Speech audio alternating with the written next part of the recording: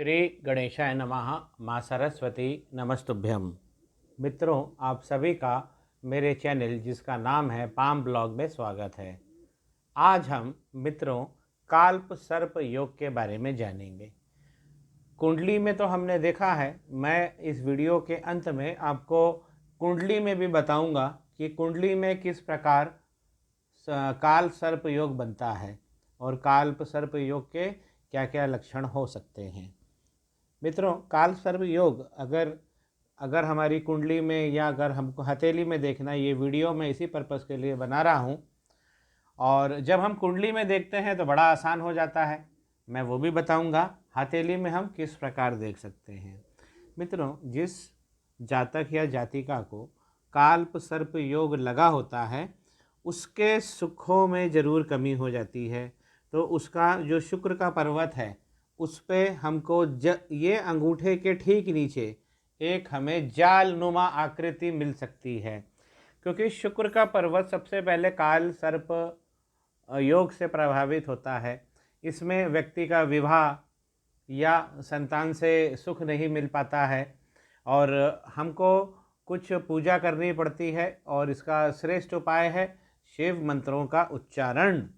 चलिए अब हम और भी कुछ चिन्ह देखते हैं काल्प सर्प योग के बारे में, जिसको देखने से प्रमुखता से पता लग जाएगा कि व्यक्ति की हथेली में काल्प सर्प योग है। मित्रों, सबसे पहले हमें राहु का पर्वत देखना पड़ेगा।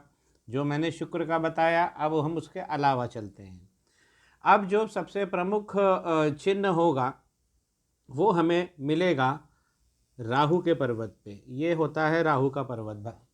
अब राहु के इस पर्वत पे हमको एक स्टार नुमा आकृति 6 लाइन की जरूर मिलेगी। काल्प सर्प योग का प्रमुखता का जो चिन्ह है वो है राहु पर्वत पे आपको एक स्टार बना हुआ मिलेगा। ये स्टार किसी लाइन से टच नहीं होगा, चाहे माइंड लाइन हो, चाहे लकी लाइन हो, चाहे जीवन की रेखा हो। ये जो स्टार बनता है ये बिल्कुल लाइन से अलग हटकर बीचों बीच में एकांत में बिना किसी से स्पर्श, किसी लाइन के स्पर्श किए हुए इस तरीके का 6 रेखाओं का एक जाल बनता है। यह एक प्रमुख साइन है काल्प सर्प योग का।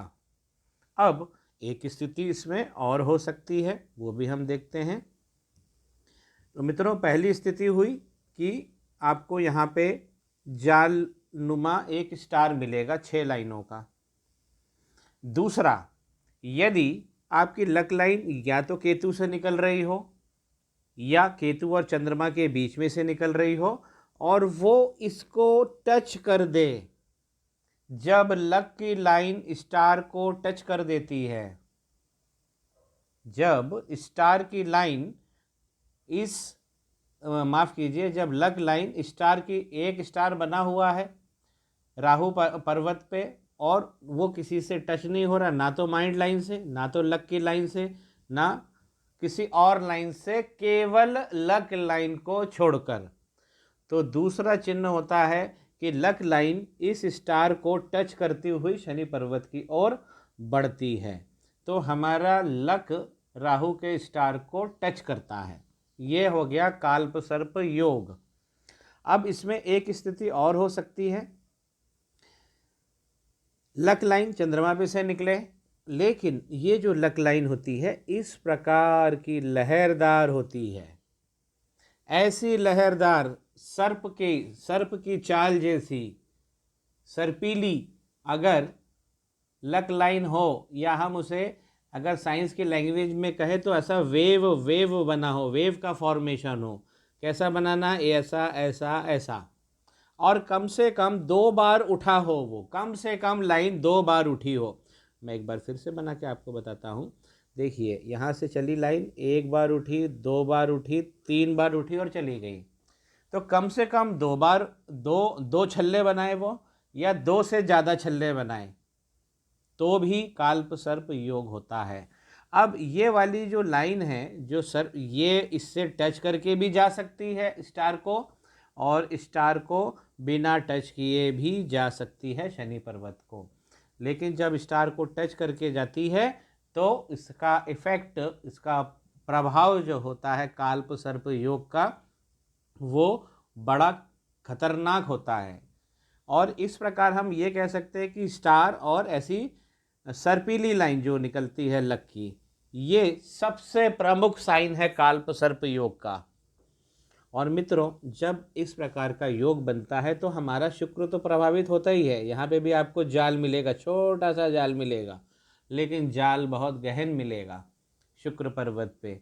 और मित्रों, इसी के साथ एक जानकारी और दे दूं कि चंद्रमा पे भी हमें कुछ ना कुछ ऐसा नेगेटिव साइन दिखेगा, और वो नेगेटिव साइन ऐसे गोला हो सकता है जो दबा हुआ हो, ऐसा गोल छल्ला जो चंद्रमा पर विकसित हो रहा हो और वो दबा हुआ हो नीचे की तरफ।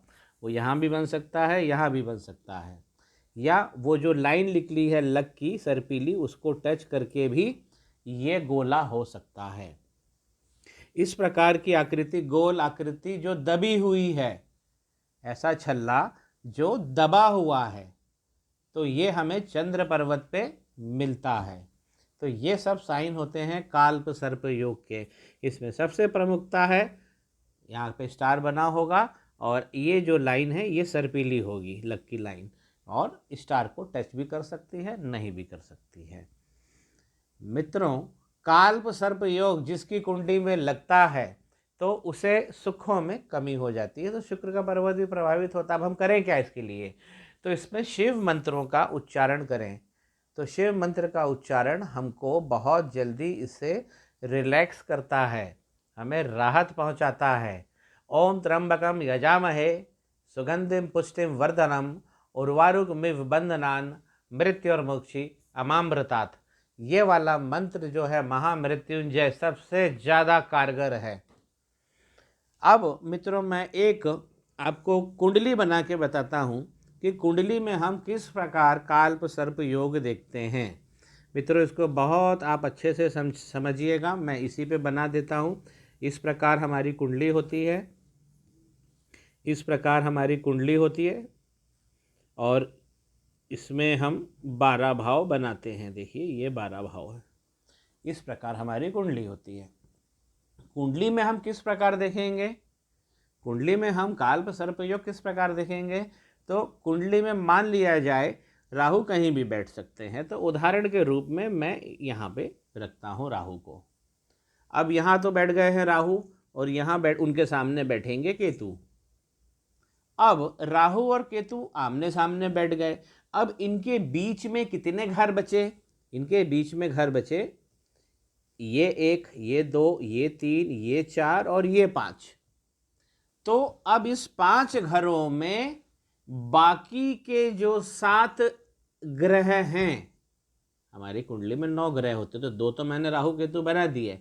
अब बाकी के जो 7 बचे वो इन 5 घरों में कहीं कहीं बैठे हों, एक दूसरे के साथ बैठे हो, अलग अलग बैठे हो, या किसी, बस इन 5 घरों में उनकी प्लेसमेंट होना चाहिए, और नीचे वाले जो 5 घर है वो खाली होना चाहिए।